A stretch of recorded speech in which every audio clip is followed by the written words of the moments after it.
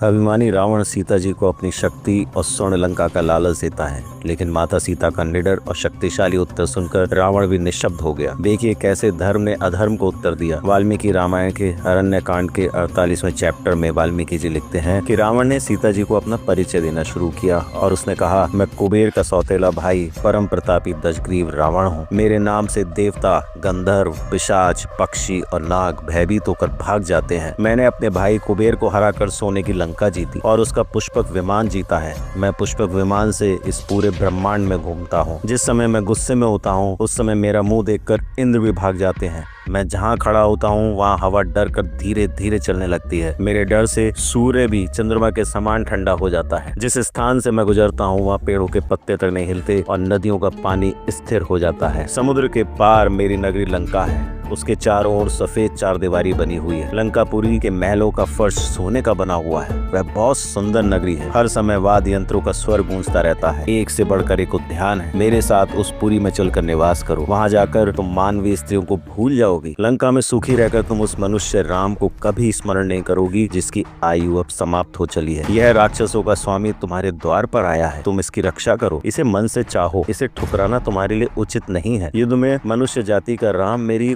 उंगली के बराबर भी नहीं। तुम्हारे भाग्य से मैं आ गया, अब मुझे स्वीकार करो। सीता जी ने क्रोध में कहा, भगवान कुबेर संपूर्ण देवताओं के वंदनीय है। तू उन्हें अपना भाई बताकर ऐसा पाप क्यों कर रहा है? जिसका तेरे जैसा क्रूर और अचिदेद्रिय राजा है वह सब राक्षस अवश्य ही नष्ट हो जाएंगे। इंद्र की पत्नी शची का अपहरण करके संभव है कोई जीवित रह जाए, किंतु राम पत्नी मुझ सीता का हरण करके कोई कुशल से नहीं रह सकता। इंद्र की अत्यधिक सुंदर पत्नी शची का तिरस्कार करके कोई संभव है उसके बाद भी चिरकाल तक जीवित रह जाए, किंतु मेरे जैसी स्त्री का अपमान करके तू अमृत भी पी लेगा ना रावण, तो तुझे जीते जी छुटकारा नहीं मिल सकता।